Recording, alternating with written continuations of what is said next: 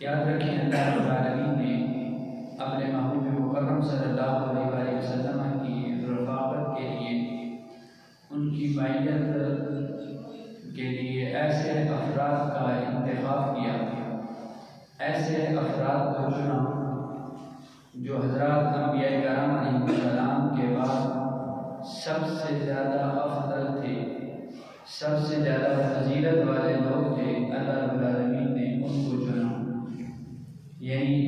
حضور صلی اللہ علیہ وسلم کی معیت کے اندر، حضور کی رفاقت کے اندر،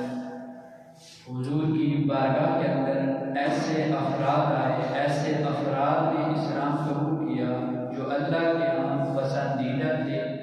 اللہ رب العالمین نے انبیاء کے بعد ان کو سب سے فضیلت والا سمجھا، انہی کا انتخاب کر کے اپنے محبوب مکرم صلی اللہ علیہ وسلم کا غلام بنایا۔ پھر حضرات صحابہ کرام علیہ رضوان کا جو شرف ہے، ان کو جو عزت مقام حاصل ہے، وہ اس وجہ سے ہے کہ حضور صلی اللہ علیہ وسلم کی صحبت میں رہے، نبی علیہ السلام کی نسبت ان کو حاصل ہے، اسی وجہ سے ان کو یہ اعزاز مقام دیا ہے۔ پھر جس قدر جو صحابی حضور صلی اللہ علیہ وسلم کے قریب ہوتا گیا، اتنا ہی بلند و بالا مقام پاتا گیا، اور پھر ان لوگوں نے، ان مقدس ہستیوں نے حضور صلی اللہ علیہ وسلم کی معیت کے اندر رہ کر اعتقاد و عمل کی زندگی اس قدر گزاری، اس قدر اللہ کے رسول صلی اللہ علیہ وسلم کے ساتھ وفاداری کا جذبہ اپنے اندر پیدا کر کے اس قدر زندگی گزاری، اس قدر زندگی کو خوبصورت بنایا کہ تا صبح قیامت کی صبح تک ہر مسلمان کے لیے ان کی زندگی ان کے لیے سرچشمہ ہدایت بن گئی، ان کے لیے رہنما بن گئی۔ حضور صلی اللہ علیہ وسلم کا فرمان نشان ہے، میرے رب حضور صلی اللہ علیہ وسلم فرماتے ہیں، میرا ہر صحابی ستارے کی مانند ہے، جس کی بھی پیروی کرو گے ہدایت پا جاؤ گے۔ اسی لیے تو اقبال علیہ الرحمٰن، اور پھر جس قدر میں عرض کر رہا تھا، جس صحابی کو جتنا قرب نصیب ہوتا گیا، اتنا ہی وہ مقام علو شان کے حوالے سے بڑھتا گیا۔ پھر تمام صحابہ کرام علیہ رضوان میں سے سب سے زیادہ جس کو رسول اللہ صلی اللہ علیہ وسلم کی رفاقت نصیب ہوئی، وہ خلیفہ افضل برحق امیر المومنین افضل البشر بعد الانبیاء حضرت سیدنا صدیق اکبر رضی اللہ تعالیٰ عنہ کو حاصل ہے کہ وہ سرکار صلی اللہ علیہ وسلم کے غار کے اندر بھی ساتھی رہے، پھر اس قدر سنگت نبھائی کہ رب کا قرآن خود اعلان فرما رہا ہے، ثانی اثنین اذ ہما فی الغار اذ یقول لصاحبہ لا تحزن ان اللہ معنا۔ اور پھر یہاں اس آیت کریمہ کو سامنے رکھ کر مفسرین کرام علیہ رضوان نے یہ فرمایا ہے کہ حضرت ابوبکر صدیق رضی اللہ تعالیٰ عنہ کی جو صحابیت ہے وہ قرآن سے ثابت ہے، اور جو بندہ حضرت ابوبکر صدیق رضی اللہ تعالیٰ عنہ کی صحابیت کا انکار کرے گا، گویا اس نے قرآن کی آیت کا انکار کیا ہے۔ جو قرآن کی آیت کا انکار کرتا ہے وہ پھر کافر ہو جاتا ہے۔ تو حضرت ابوبکر صدیق رضی اللہ تعالیٰ عنہ سرکار صلی اللہ علیہ وسلم کے غار کے اندر بھی ساتھی رہے، اور اللہ نے ان پر یہ کرم فرمایا، اتنا اعزاز بخشا کہ آج مدار کے لیے قیامت تک کے لیے حضور صلی اللہ علیہ وسلم کے ساتھی بنے ہوئے ہیں۔ اسی لیے تو اقبال علیہ الرحمٰن نے کہا، ان سارے اصحاب نبی تارے ہیں امت کے،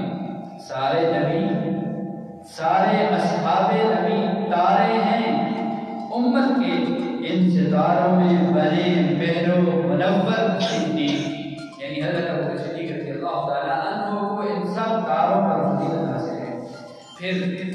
حضرت ابوبکر صدیق رضی اللہ تعالیٰ عنہ یہ اعزاز حاصل ہے کہ حضور صلی اللہ علیہ وسلم کی ظاہری مثال فرمانے کے بعد پہلے خلیفہ بنے، اور پھر جس وقت پہلے خلیفہ بننے کی باتیں ہو رہی تھی، اس وقت حضرت علی مرتضیٰ رضی اللہ تعالیٰ عنہ کریم آپ نے فرمایا تھا کہ جس شخص کو حضور صلی اللہ علیہ وسلم نے ہمارے دینی معاملات کے اندر، یعنی حج بیت اللہ کی سعادت جس وقت حج فرض ہوا، اس کے بعد امیر الحجاج بنایا گیا، وہ حضرت صدیق رضی اللہ تعالیٰ عنہ کو بنایا گیا، اور سرکار صلی اللہ علیہ وسلم اپنی ظاہری مثال کے قریب جو نوازے ہیں وہ آپ نے مرو ابا بکر فلیصلی الناس، سرکار صلی اللہ علیہ وسلم نے حکم فرمایا کہ میری عدم موجودگی میں حضرت ابوبکر صدیق رضی اللہ تعالیٰ عنہ کو کہا جائے کہ کون نماز پڑھائے، حضرت علی رضی اللہ تعالیٰ عنہ فرمانے لگے کہ جس شخص کو حضور صلی اللہ علیہ وسلم نے ہمارے دینی معاملات میں ہمارا امیر مقرر فرمایا، ہم اسے دنیاوی یعنی سلطنت کے امور کے لیے اسے اپنا امیر، اپنا خلیفہ حضور صلی اللہ علیہ وسلم کا نائب تسلیم کرتے ہیں۔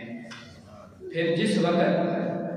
یعنی یہ اعزاز اگر کہ حضرت ابوبکر صدیق رضی اللہ تعالیٰ عنہ کو بھی حاصل ہے کہ سرکار علیہ الصلوۃ والسلام کے بعد پہلے خلیفہ حضرت ابوبکر صدیق رضی اللہ تعالیٰ عنہ ہیں۔ پھر اسی طرح یہ سلطنت کے امور کو، خلافت کو، سربری کو بھی جو ہے اعزاز حاصل ہے کہ انہیں ایسا وفات شعار، ایسا وفادار اور ایسا ایماندار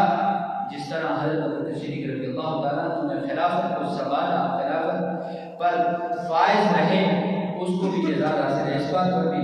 علامہ اقبال علیہ السلام نے کہا تھا بہترین جس پر کرے فخر وہ بہتر صدیق، یعنی بہترین خود جس پر فخر کرے وہ بہتر صدیق، سروری جس پہ کرے ناز وہ سرور صدیق۔ حضرت ابوبکر صدیق رضی اللہ تعالیٰ عنہ